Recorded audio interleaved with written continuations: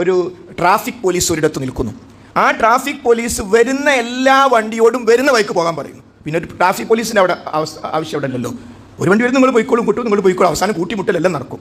ഇതേപോലെ ഓരോരുത്തർ ചെയ്യുന്നത് പോലെ ചെയ്തോളൂ എന്ന് പറയാൻ ആളാവശ്യമില്ലല്ലോ. ഇസ്ലാമിൻ്റെ ദൗത്യം എന്താണ്? ഇന്നത് ശരിയല്ല, ഇന്നത് ഒരാൾ തുമ്മി അൽഹംദുലില്ലാ വസ്സലാത്തു വസ്സലാമു അലാ റസൂലില്ലാ, എന്താ അഭിപ്രായം? നമ്മുടെ അഭിപ്രായം എന്താ? തുമ്മിയപ്പോൾ അൽഹംദുലില്ലാ വസ്സലാത്തു വസ്സലാമു അലാ റസൂലില്ലാ എന്നൊരാൾ പറഞ്ഞു. എന്താണ് അഭിപ്രായം? ജുമ കഴിഞ്ഞ് പുറത്തിറങ്ങിയപ്പോൾ ഒരു തർക്കം. എന്താ കുഴപ്പം? വസ്സലാത്തു വസ്സലാമു അലാ റസൂൽ നല്ലതല്ലേ? റസൂലിൻ്റെ പേരിൽ ഇങ്ങനത്തെ പങ്ങളൊക്കെ പ്രശ്നം, ആവശ്യമില്ലാതെ കുഴപ്പമുണ്ടാക്കും. ഇതിപ്പോൾ തർക്കിക്കേണ്ട ഒരു കാര്യമുണ്ടോ? എല്ലാവരും പറഞ്ഞു അയാൾ പറഞ്ഞാൽ ശരിയെന്ന്. അയാൾ പറഞ്ഞാൽ ശരി. ഇബ്നു ഉമർ പറഞ്ഞു, ചൂടായിട്ട് പറഞ്ഞു, അള്ളാന്റെ റസൂല് തുമ്മിയപ്പോൾ അൽഹംദുലില്ലാ പറഞ്ഞത് ഒരക്ഷരം കൂട്ടാൻ പറ്റില്ല. സുബ്ഹാനല്ലാഹ്, അതാണ് ശരി. അള്ളാന്റെ റസൂലിനെ ദീൻ പഠിപ്പിക്കുക. റസൂലുള്ളാഹി സ്വല്ലല്ലാഹു അലൈഹി വസല്ലമക്ക് അറിയില്ലേ സ്വലാത്ത് പുണ്യമുള്ള കാര്യമാണെന്ന്? അവിടുന്ന് പഠിപ്പിച്ചോ? തുമ്മിക്കഴിഞ്ഞാൽ അൽഹംദുലില്ലാക്ക് ശേഷം ഒരു ഇല്ല. അപ്പോൾ അവിടുത്തെ ദീൻ എന്താ? അൽഹംദുലില്ലാ. ഒരക്ഷരം കൂട്ടാൻ പറ്റില്ല, ഒരക്ഷരം കൂട്ടാൻ പറ്റില്ല. മഹാനായ നബി കരീം സ്വല്ലല്ലാഹു അലൈഹി വസല്ലം ഉറങ്ങാൻ നേരത്തെ ഒരു ദുആ പഠിപ്പിച്ചു. ആ ദുആയുടെ അവസാന ഭാഗം ആമൻതു ബികിതാബികല്ലദീ അൻസൽത വബിനബിയ്യികല്ലദീ അർസൽത. അല്പം ദൈർഘ്യമുള്ള ആ ദുആ അങ്ങനെ തന്നെ സ്വഹാബത്ത് കാണാതെ പഠിച്ചു. അവർ അങ്ങനെ ആർത്തിയോടുകൂടി അത് പഠിക്കും. അതുകൊണ്ടാണ് നമുക്ക് കിട്ടിയത്. എന്നിട്ട് റസൂലുള്ളാഹിക്ക് പാഠം പറഞ്ഞു കൊടുത്തു. റസൂലുള്ളാഹിക്ക് തിരിച്ചു പറഞ്ഞു, നബിയെ ഒന്ന് കേൾക്കണേ, ഞാൻ ഒന്ന് ചൊല്ലി നോക്കട്ടെ നിങ്ങൾ പഠിപ്പിച്ച ദുആ. അവിടുന്ന് ആ ദുആ റസൂലുള്ളാഹിക്ക് ചൊല്ലി കൊടുത്തു. അപ്പോൾ അവസാന ഭാഗത്ത് ചെറിയൊരു വാചകത്തിലൊരു പിഴവ്.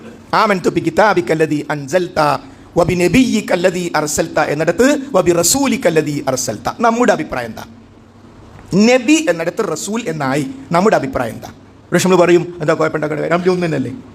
രണ്ടും ഒന്നല്ലേ? മാത്രമല്ല നബിയേക്കാൾ കുറച്ചുകൂടി പവർ കൂടിയ പദമാണ് റസൂൽ എന്നൊക്കെ നമ്മൾ പറയാം.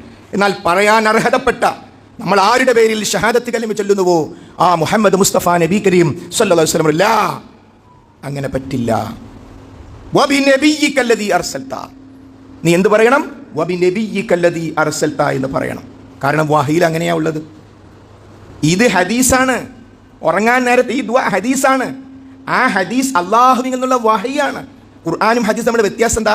വിശുദ്ധ ഖുർആൻ എന്ന് പറഞ്ഞാൽ അതിൻ്റെ പദങ്ങളടക്കം അള്ളാഹുവിങ്കിൽ നിന്ന് ജിബ്രീൽ അലൈഹിസ്സലാം റസൂലുള്ളാഹിക്ക് എത്തിച്ചു കൊടുക്കുന്നു.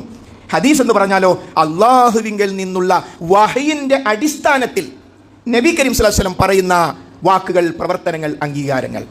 അപ്പോൾ അവിടുന്ന് കിട്ടിയത് നബി എന്നാണ് ആ പ്രാർത്ഥനയിലുള്ളത്.